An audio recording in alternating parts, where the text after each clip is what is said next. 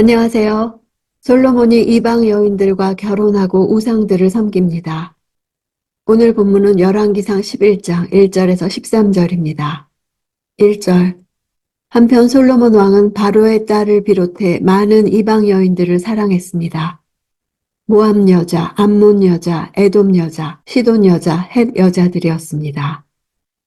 솔로몬의 타락은 하룻밤 사이에 일어난 돌발적 실수에 의한 것이 아니라 그의 삶 가운데 서서히 일어난 불순종의 결과입니다.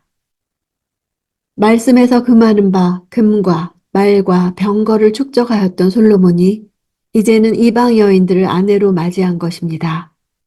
솔로몬이 다양한 이방 여인들과 혼인한 것은 정략적 목적에서 이루어진 것으로 이 속에는 동맹을 통한 국제사회에서의 지위 강화와 국가 안보 도모라는 실리적 목적이 있었으나 사랑했다는 표현을 함으로써 이방 여인들을 단순히 정략적 의도만을 가지고 취한 것이 아니라 성적 욕망으로 이들을 취했음을 말해주고 있습니다.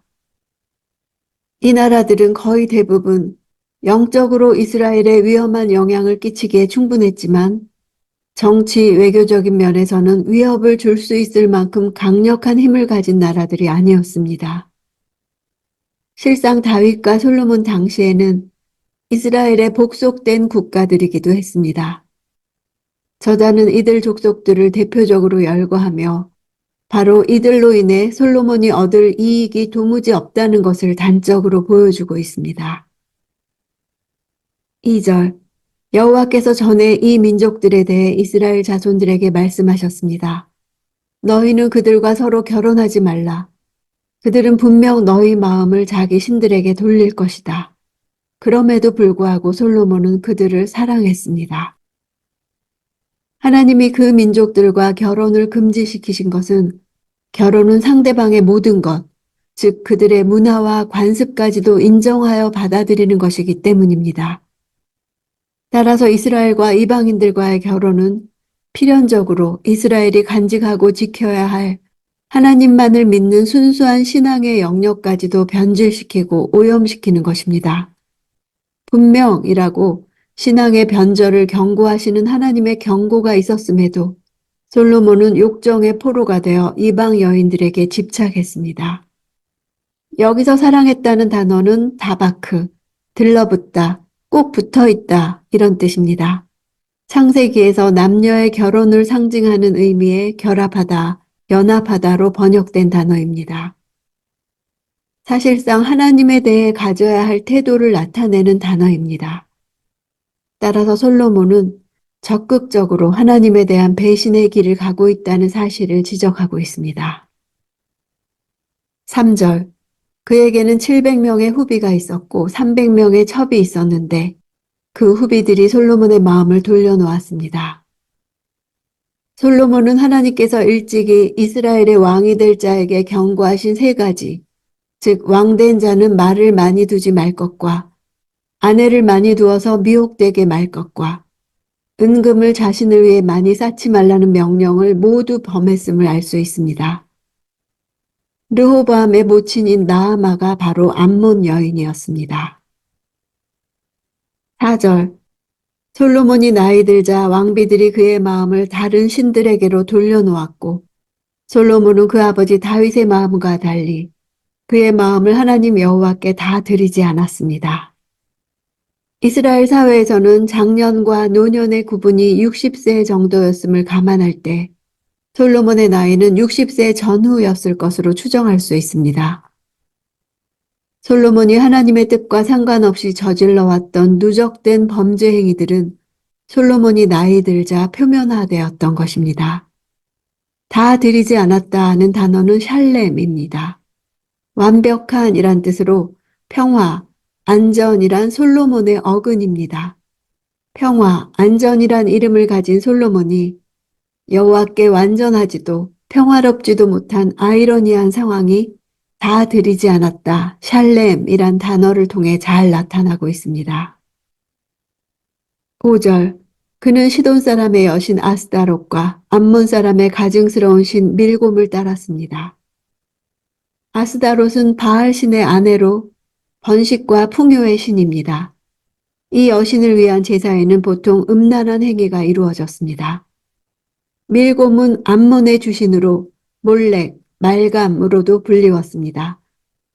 원래 몰록은 왕이라는 단어 멜레크에서 나와서 암몬인들이 자신들의 신을 왕으로 불렀으나 이스라엘 사람들이 우상을 경멸하기 위해서 치욕을 뜻하는 명사 뽀쉐트와 결합시켜서 몰레크로 발음한 것입니다. 그들은 잔인하게도 어린아이를 제물로 바치는 의식을 치렀습니다. 가증스러운 이란 수식어는 인신제사에 대한 하나님의 분노를 나타냅니다. 6절 솔로몬은 여호와 보시기에 악을 행했습니다. 그는 자기 아버지 다윗과는 달리 여호와를 온전히 따르지 않았습니다. 여호와 보시기에란 솔로몬의 행위가 사람들의 기준과 판단으로는 정당한 것이 될지 모르지만 하나님의 기준과 판단에 의하면 명백한 악이라는 사실을 전달합니다. 온전히이란 충만한이란 뜻으로 결함이 없이 완전하게 추종하는 것을 뜻합니다. 7절 솔로몬은 예루살렘 동쪽 언덕에 모압의 가증스러운 신 그모스를 위해 또 암몬 사람의 가증스러운 신 몰록을 위해 산당을 지었습니다. 예루살렘 동쪽 언덕은 감람산을 가리킵니다. 감람산은 4개의 봉우리를 가진 작은 일련의 산들을 가리키는 명칭인데 그 가운데 가장 높은 곳은 840m에 이르렀습니다. 이곳에서는 예루살렘과 동쪽으로부터 기드론 계곡과 실로암 연못을 가로지르는 성전 언덕을 볼 수 있었습니다. 훗날 이 산꼭대기를 범죄의 산으로 부르게 되었는데 이는 솔로몬이 이곳에 우상을 위한 산당을 세웠기 때문입니다. 솔로몬이 이곳에 산당을 지은 것은 예루살렘에 거하는 왕비들이 근거리에서 우상을 숭배할 수 있도록 편의를 제공한 것으로 이해할 수 있습니다. 8절 솔로몬은 이방에서 온 자기 왕비들을 위해서도 그렇게 했고 왕비들은 그 우상들을 위해 분향하고 제사를 지냈습니다. 이 당시 솔로몬의 신앙 노선은 여호와 유일신 숭배가 아닌 주변 국가들의 종교와 문화를 인정하는 일종의 종교 혼합주의로 흘렀습니다. 모든 이방 왕비들은 각각 자신들의 신을 위한 산당을 솔로몬으로부터 공급받았고 고국에서처럼 이스라엘 땅에서 자유롭게 자신들의 신을 섬길 수 있었습니다. 솔로몬의 종교 혼합 정책의 결과 예루살렘 주변 산들의 높은 곳에는 거의 우상을 위한 산당들로 가득하게 되었을 것입니다.